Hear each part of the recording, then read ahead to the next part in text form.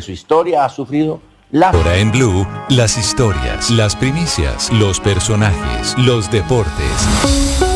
Inicia la tarde con Meridiano Blue. Dirige Ricardo Ospina. Es la 1:02 p.m. Es un gusto, como siempre, acompañarlos. Estamos en Meridiano Blue, comenzando semana. Hoy es lunes 6 de octubre. Saludo a quienes a esta hora nos sintonizan gracias a la aplicación Ditu de Caracol Televisión y en el canal de YouTube de Blue Radio. Con muchas noticias en Colombia y en el mundo, comenzamos con una historia trágica, dolorosa, en el noroccidente de Bogotá. Murió una pequeñita de apenas 3 años de edad. Cayó aparentemente de manera accidental desde un 10º piso en la localidad de Engativá. Nicolás Rodríguez.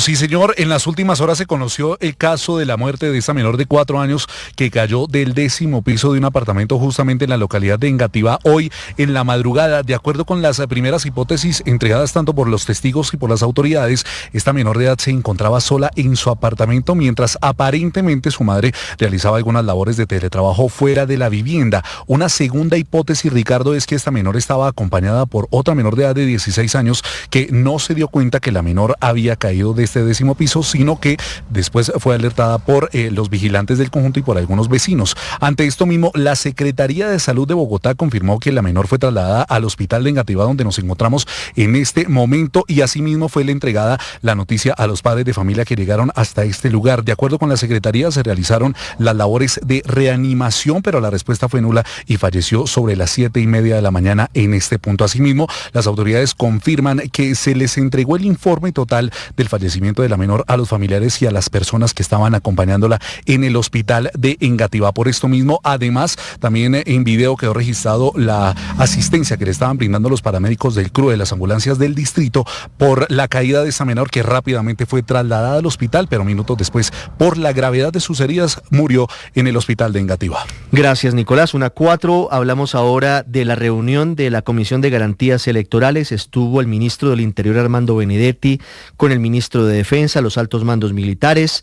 En la mañana de hoy reconoce el gobierno, y hay que tener mucho cuidado con esta advertencia, que hay 104 municipios del país con riesgo de cara a las próximas elecciones. El 8 de marzo, las elecciones a Congreso, y la tercera semana de mayo, la primera vuelta de las elecciones presidenciales. Bueno, y en junio, la segunda vuelta en caso de que nadie obtenga el 50% más 1 de los votos. Miguel Cardosa.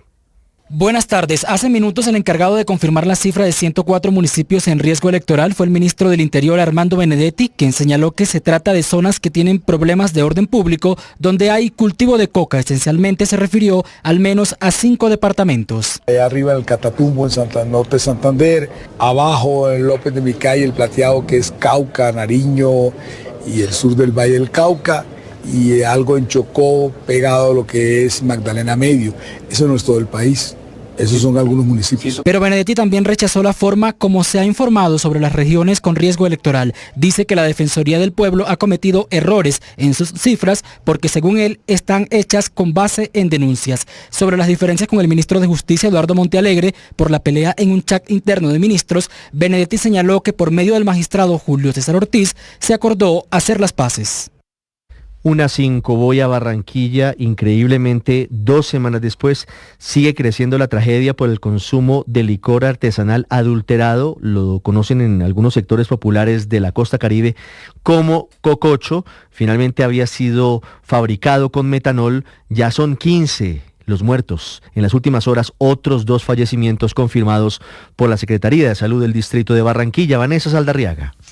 Ricardo, se trata de Aníbal Enrique Rivero Brochero y Giovanni del Valle Suárez, 2 hombres que fueron hospitalizados el pasado 23 de septiembre en la unidad de cuidados intensivos, uno del Hospital Barranquilla y otro del Camino Adelita de Char, y ambos fallecieron en las últimas horas, producto de las afectaciones que les generó esta intoxicación con cococho, o en palabras castizas, de la mezcla de agua con alcohol industrial. En el caso de Giovanni, quien es oriundo de Venezuela, sus familiares reconocieron a las autoridades que era un frecuente consumidor de ese tipo de bebidas y decir que para esto visitaba asiduamente el sector del boliche, donde compraba entre 2.000 y 13.000 pesos este producto, mientras que para el caso de Rivero Brochero es muy poca la información que se tiene, pues ni siquiera las autoridades disponen de su número de identidad, ni tampoco su edad, y así a su vez tampoco han podido establecer contacto con alguno de sus familiares. De acuerdo con el reporte que actualiza la Secretaría de Salud, todavía hay 6 personas más en cuidados intensivos muy graves y que permanecen además otros 4 más bajo observación. Esto es una crisis que desafortunadamente ya deja 15 personas fallecidas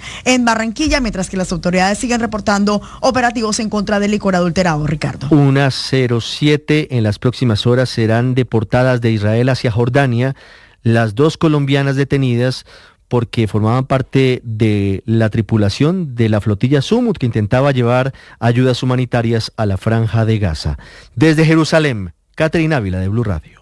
Buenas tardes, yo los saludo desde Jerusalén, en Israel, en donde hay expectativa por las negociaciones para lograr un acuerdo entre Israel y Hamas que está mediando el gobierno de Estados Unidos. Eso fue lo que nos dijeron las personas sobre lo que piensan de esas negociaciones. Estamos a la espera de las conversaciones que van a tener lugar hoy en Egipto. Y bueno, respiramos todos ilusión. Francamente han sido 2 años muy duros y muy difíciles. Así que con la esperanza de que liberan a los rehenes, que jamás acepte los 20 puntos. Yes, it's very good and you should to make peace. Mientras tanto, aquí en Israel avanzan los preparativos para la conmemoración del 7 de octubre de 2023, la fecha en que Hamas atacó a Israel, lo que intensificó el conflicto aquí en Medio Oriente. El año pasado, pues simplemente se hizo una pequeña ceremonia, no se ha hecho una gran ceremonia nacional porque todavía no acaba. Entonces no podemos conmemorar o no podemos cerrar una herida que sigue abierta. Por respeto principalmente a las familias de gente que todavía está ahí o a las familias que saben que su ser querido ya murió pero que no lo ha podido enterrar.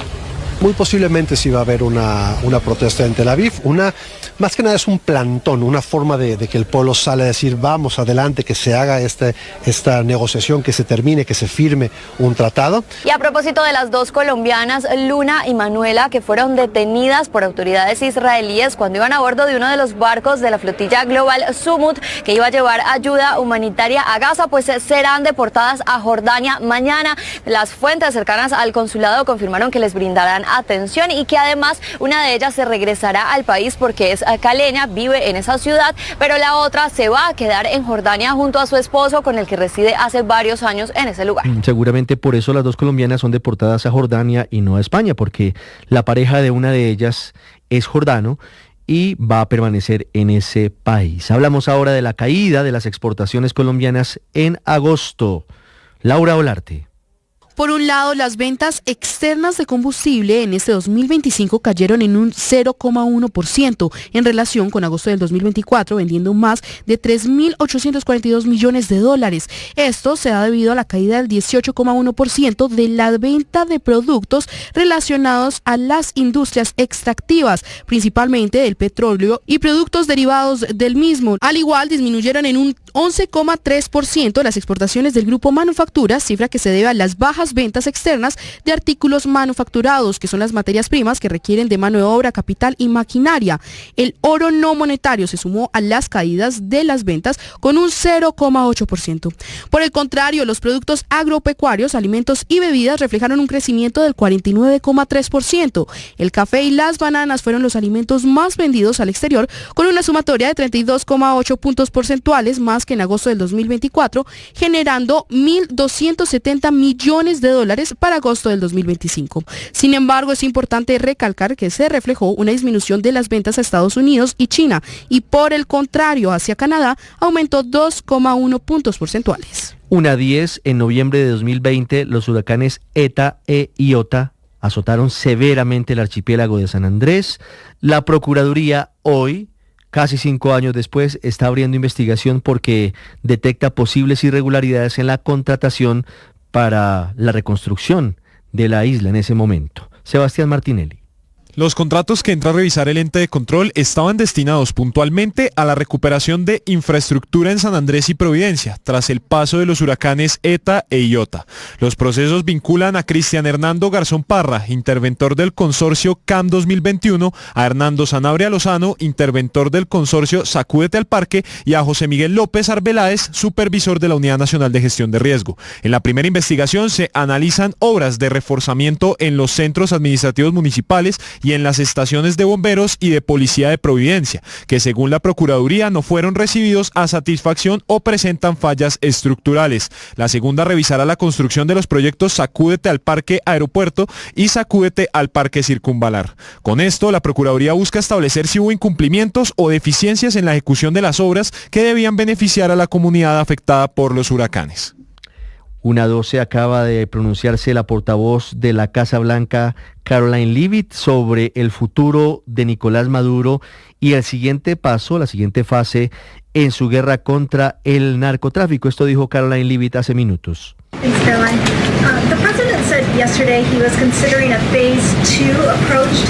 No entraré en propuestas específicas consideradas por el presidente Donald Trump, pero hemos sido muy claros en que Maduro es ilegítimo.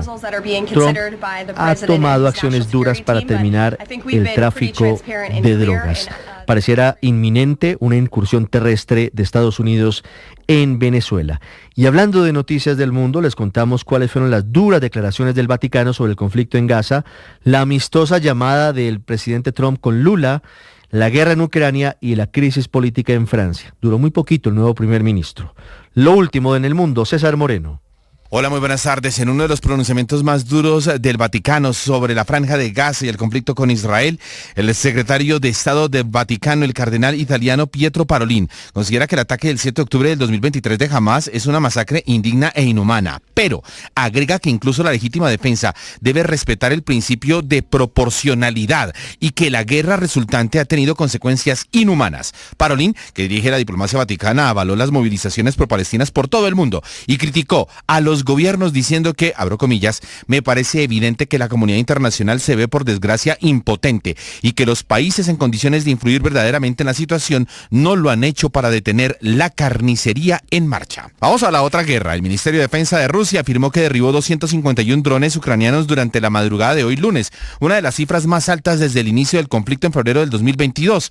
En Taupse, una estación balnearia rusa del Mar Negro en la región de Krasnodar, en el sur, los drones impactaron una refinería de petróleo provocando un incendio en el que resultaron 2 personas heridas. Y en la región de Belgorod, a fronteriza con Ucrania, 5.400 personas siguen sin electricidad después de ataques con misiles y drones. Por su parte, las autoridades ucranianas reportaron 5 muertos en bombardeos rusos en Zaporilla y en Leópolis. Eso es en el extremo occidental del país y que llevaron a Polonia a movilizar sus aviones para proteger su espacio aéreo. Sigamos allí en Europa porque el primer ministro de Francia, Sébastien Lecornu, presentó su renuncia al presidente del país, Emmanuel Macron. Esta dimisión le convierte en el jefe del ejecutivo más breve de la historia de Francia, 27 días. Macron le dio entonces 48 horas para llegar a acuerdos con los partidos y evitar unas elecciones legislativas anticipadas. Y por último, estoy aquí en el vecindario. Los presidentes de Brasil, Luis Ignacio Lula da Silva, y de Estados Unidos, Donald Trump, hablaron por teléfono, intercambiaron sus números personales